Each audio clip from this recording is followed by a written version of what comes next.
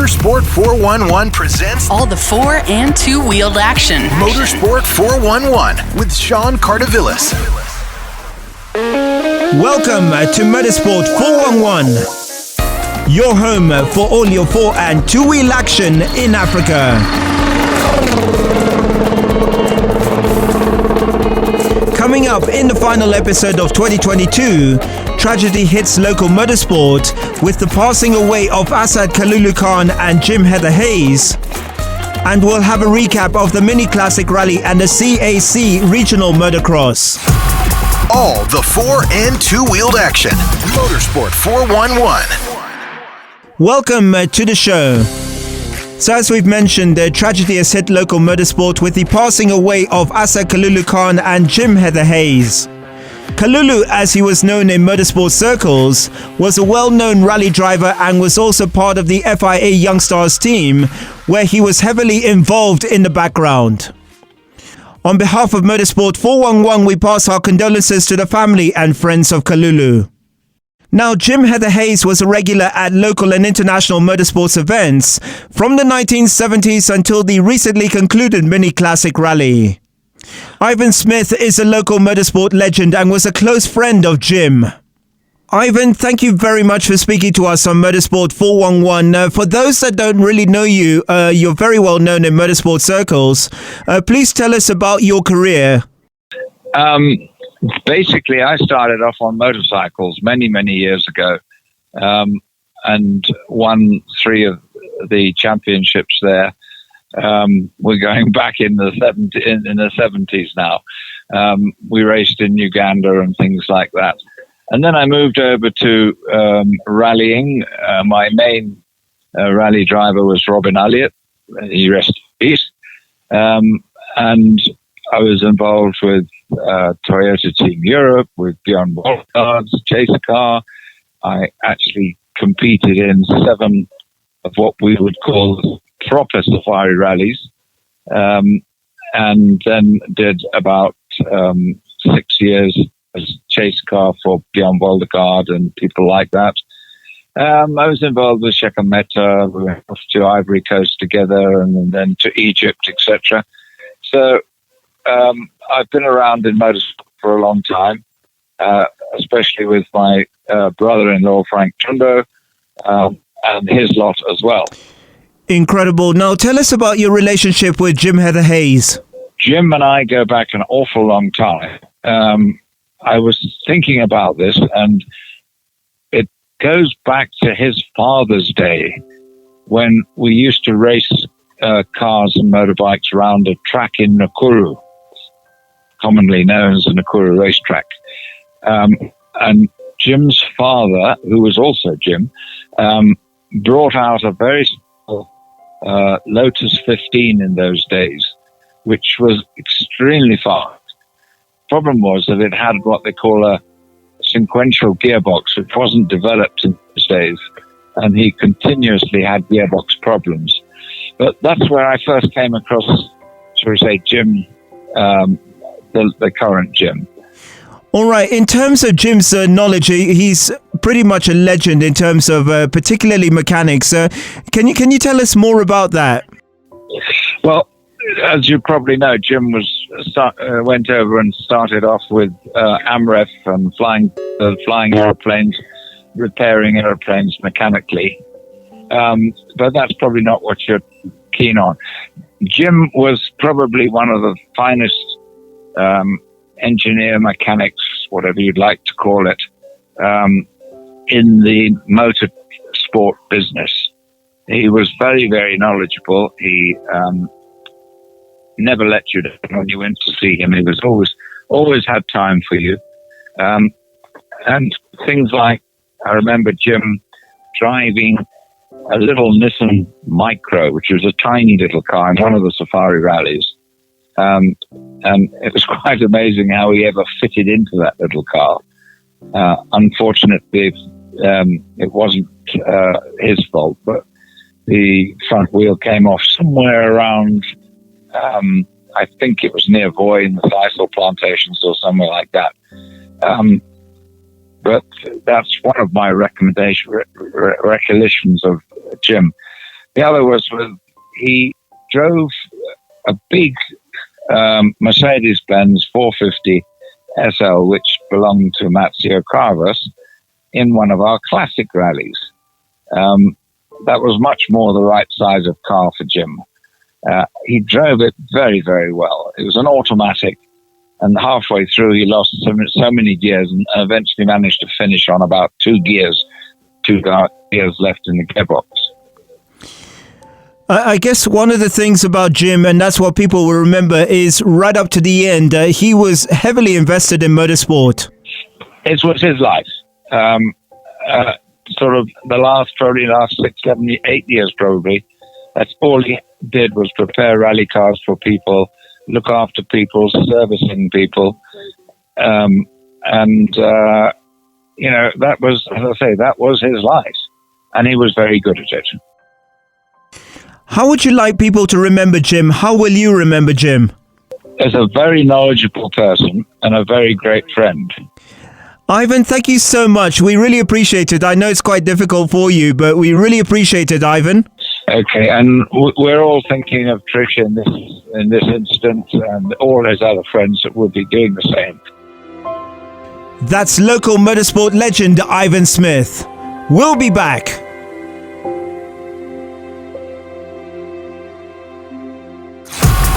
All the 4- and 2-wheeled action.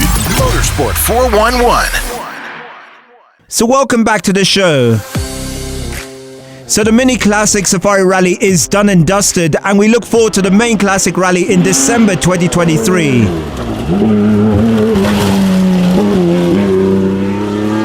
After 3 days of tough competition in the Nakuru and Eldoret areas, Raymond Vos from the Netherlands won the event ahead of Raji Barrage and Jeff Bell.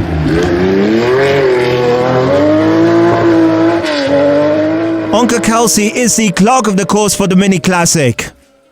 Onkar, thank you very much for speaking to us on Motorsport 411. The Classic is done and dusted. It's your first time as clerk of the course. How did it go for you personally? The rally went really well. We had no major incidents. I think the best rally is always a safe rally. And it was good. The rally went well. It was very, very competitive up at the top.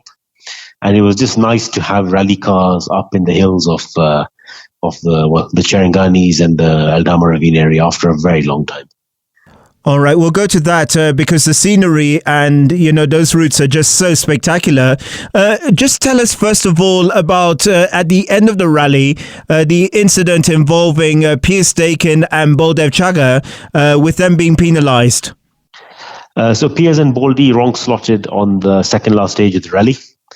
And the stewards penalised them initially with a exclusion, but that was later reversed to a 5-hour penalty. So quite a big blow because it cost both of them the lead, or Baldy would have actually won the rally if it wasn't for that. All right, and let's go on to the route itself. Just tell us why you chose that area. So it's actually the Eldres, the hometown of our chairman, and he had requested us to actually have the Mini Classic up on the roads he grew up on driving. And when you were going around the routes, you were looking around. Those, of course, some of the most famous routes of safari rallies of years gone by. Just tell us how well you knew the area.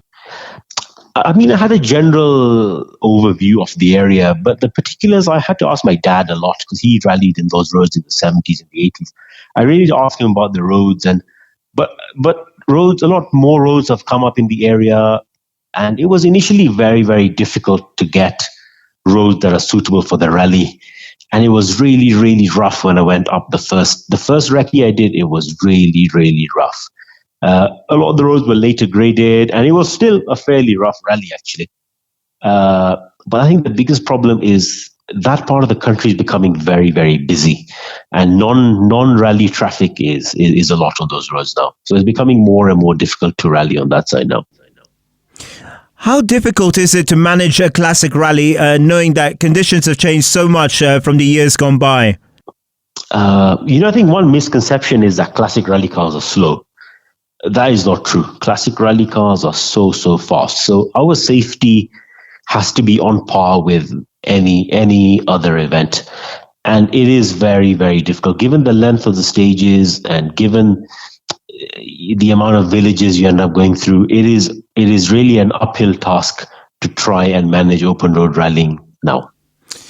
And the eternal question, and you were involved, you were the clerk of the course for the Guru Nanak Rally, and then of course with this one, you saw with the Guru Nanak Rally just 12 entries, but then classic rallying appears to be as popular as ever. Sean, history has often shown that this is a cycle that rallying goes through. And I think the KNRC the wheel of the cycle is at the bottom at the moment. And it'll only get better. There's a task force in place to help implement some changes. And I'm sure next year will be better than the season gone. Classic rally cars, when someone invests in a classic car, you can't really have it standing.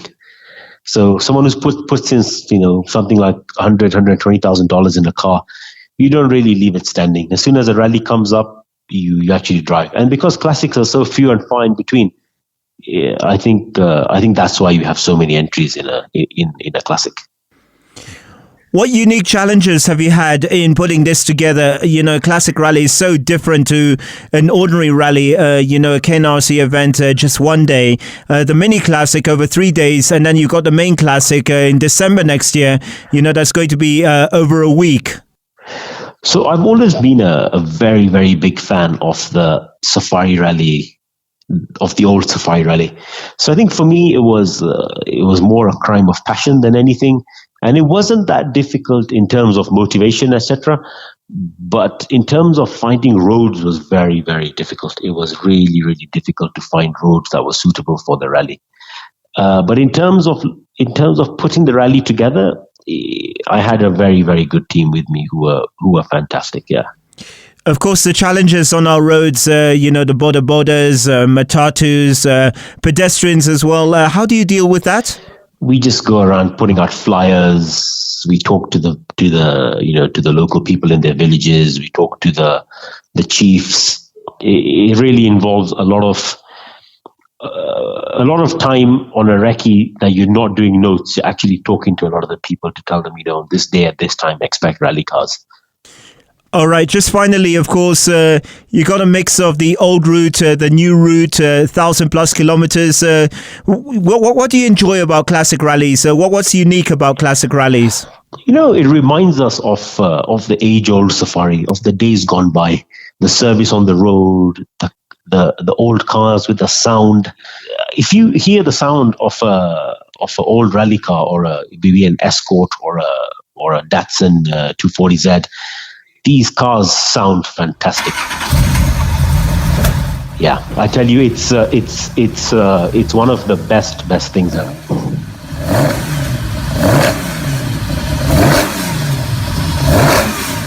All right, thanks very much, Onkar Kalsi, who was the clerk of the course for the Mini Classic Rally. Thank you very much, and happy holidays to you and your family. Thank you, Sean. You too.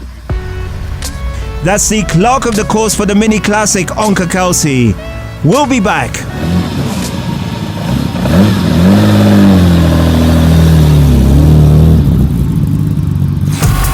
All the 4 and 2-wheeled action.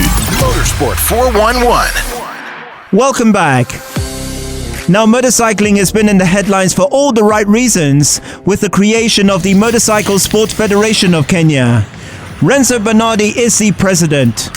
Renzo, thank you so much for speaking to us on Motorsport 411. You're the president of the new federation. Just tell us, first of all, the planning that went into this leading up to the launch.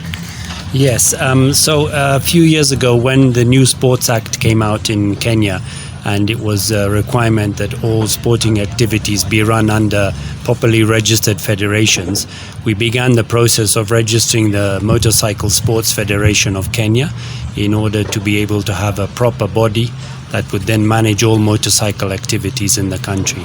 And that's taken about 2 to 3 years to do completely and properly as the government required. And with that, we have also now finally got recognition from the FIM, which is the International Motorcycle Sports Federation. So we are the properly registered federation in Kenya for them as well. Now, of course, with the government a few years ago with the Sports Act, it was quite important, that you align everything two wheels into one umbrella body. Yes, that's correct. And therefore, the members of the federation are basically the motorsports clubs that run the events themselves, because the federation does not run events. It's the clubs that do that on behalf of the federation. So we started off with initially 3 members, the East African Motorsports Club, Rift Valley Motorsports Club, and the Alfa Romeo Owners Club. And of course that has now grown because we have new entities that have joined the federation, which are the Private Bikers Association, the Superbike Bikers, and of course also the Vintage and Classic Car Club, which is the club that does most of the enduro events in the country. So it's definitely grown and we are very excited about it. It's important whoever's joining is official. We saw, I think it was last year or the year before, issues with the superbikes in terms of trying to regulate, the clubs, so to speak. What's the latest on that? Well, what we're trying to do is to come up with a series of rules and regulations, which hopefully will regulate that kind of sport. But like I said, all prop competitions must be run under the Motorcycle Sports Federation, and therefore we can have proper rules and regulations. Safety is a paramount concern, especially in closed circuit racing, and this is really our aim, and that is the way we're going to go forward. With recognition, official recognition from the FIM, what does that entail now? Well, that entails that now we are running all events according to their rules and regulations. Of course, sometimes we have to adapt them to the local conditions, but that at least gives us, let's say, an international mode of running things, which is the same for everybody. So when our competitors also go overseas for events, they are well aware of what the rules and regulations are, and this is a big advantage. When you talk about the FIM, you talk about it being official. Do you also get funding from the FIM? What happens in terms of the local body? Yeah, the federation can request for funding for specific projects, which we have done. And in fact, last year we obtained funding for the new timing system for motocross and enduro events, which was a very big plus, and we're extremely happy with that. And of course, the FIM is really the body whereby we can get funding from, especially going forwards. We are looking at women in motorcycling and the electric bikes as well. So I'm pretty sure that in the future, we will get support on that as well. For the layperson, they would have no idea. They would think everything falls under the Kenya Motorsports Federation. But that's not the case, because even internationally, you've got the FIA and the FIM. That is correct. So motorcycling activities, two wheels, all falls under the FIM internationally, and in Kenya now everything falls under the Motorcycle Sports Federation of Kenya. So this is a completely separate entity from the Kenya Motorsports Federation, which regulates, of course, vehicle racing. How big is it for two-wheeled events? We've seen with four-wheels events how everything has blown up in the last couple of years. We got the WRC, we've got the East Africa Classic. There's all kinds of big names now involved from internationally. For two wheels, do you think you can have international events here now? Any plans from your end? Yes, I think definitely. I mean, already we have run what is called the Motocross of Nations in Africa twice in Kenya. We are running specifically the Central Africa Challenge, which is a challenge between Kenya, Uganda and Tanzania. But of course we have plans, especially for, let's say, rally raid racing, which is similar to Dakar racing. And we're looking at putting up an event next year in northern Kenya, which of course is ideal terrain for these kind of events. And I'm sure the FIM are going to be extremely happy if we can manage to do that, and they will give us full support. I guess for you also a big plus with it being now official in terms of you being recognized by the body. It's easier in terms of sponsorship? Well, yes, we hope so, and we have got a section now, a proper committee which is now going to be responsible for sponsorships, and that is our idea, is to now go out and seek sponsorship for these kind of events. So we certainly hope so. Renzo, thank you so much for speaking to us on Motorsport 411. Thank you so much. That's the president of the newly created Motorcycle Sport Federation of Kenya, Renzo Bernardi. Now, motocross was held at Jamhuri Park over the weekend of Jamhuri Day, the CAC regional event between Kenya, Uganda and Tanzania.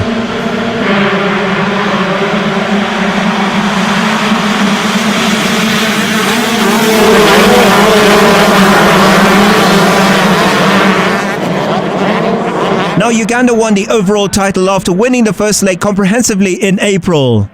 Mutahi Wariithi is not only the chairman of the East African Motorsports Club, but was the event director for the CAC Regional Motocross.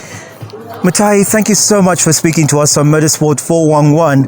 You're the event director. You must be pleased with how things went this weekend. Yes, things were very good this weekend. We were hosting the Ugandans and one Tanzanian rider, and everything went as per plan. We had a big crowd turnout, and I think it's one of the best events since COVID, because the last event we had like this was 2019, just before the COVID started. Yeah. From an organizational point of view, any hiccups or any challenges you faced this weekend? No, there were no challenges. There were no hiccups. We just had one or two accidents, but there was nothing major, just tissue bruises. But otherwise, the event went on very well. It was always going to be a challenge to live up to Uganda. You know, Uganda always get the crowds. But from your point of view, it wasn't too bad this weekend. This weekend was quite, I think, one of our best weekends, considering how things have been and considering most of the sports are recovering from COVID. So I think it was a fairly good event, and I think the numbers are building up, and we hope next year will be much better than this year. You have got, of course, Jamhuri Park. Hearing from Renzo Bernardi, of course, who's the president of the Motorcycle Sport Federation of Kenya, the new umbrella body. They do want to talk to the Ministry of Sports in terms of trying to see how they can secure Jamhuri Park. I guess from your point of view as chairman of the East African Motorsports Club, you would like to be involved in that process to try and see how you can develop the track more. We've had various discussions with the government, even the previous government, on being given this thing as for a long lease, because it's only that way that we can get even our sponsors maybe to do more permanent structures or more permanent development. It is something we're working on with the former government, and we hope to take it to the next level on this government.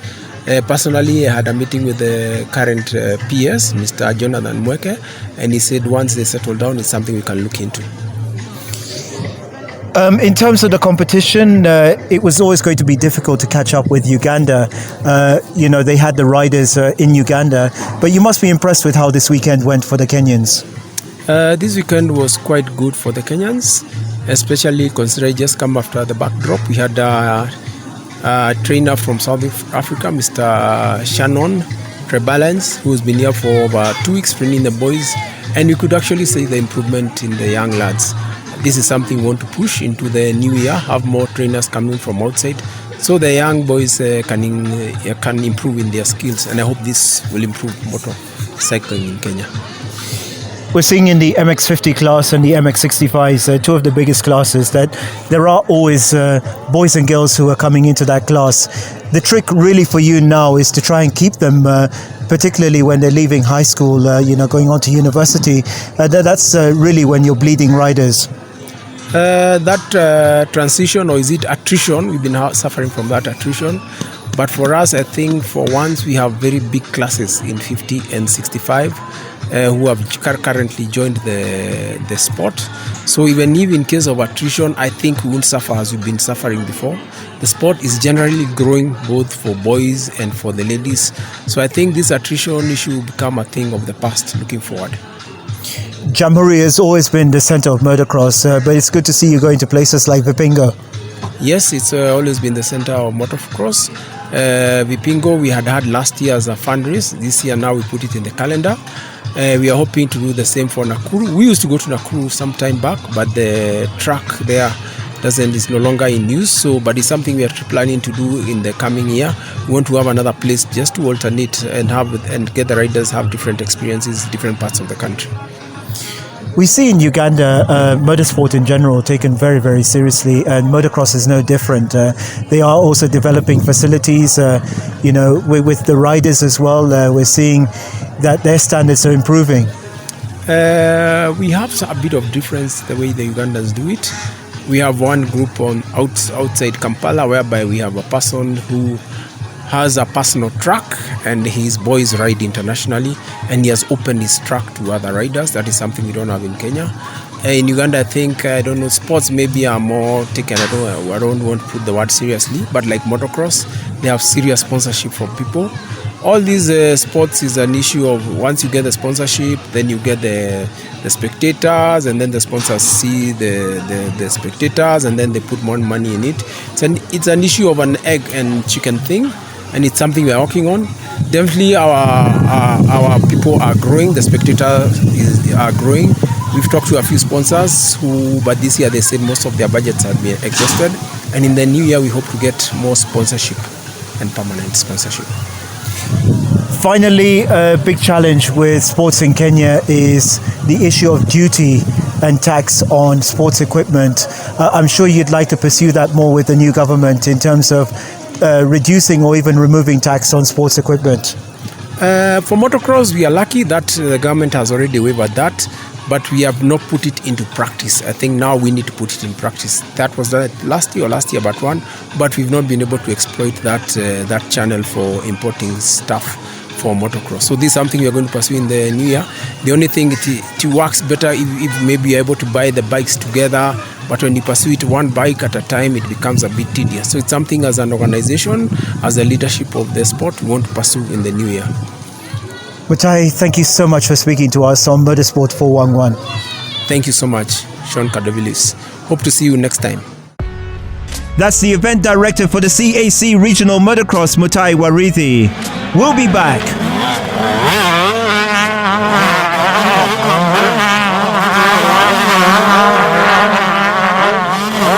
Motorsports 411 with Sean Cardovillis. So that wraps up the final show of 2022. Our thanks once again to Ivan Smith, Onkar, Kalsi, Renzo, Bernardi and Mutahi Wariithi. Our thanks as always to Big City Studio. I'm Sean Cardovillis. See you in 2023.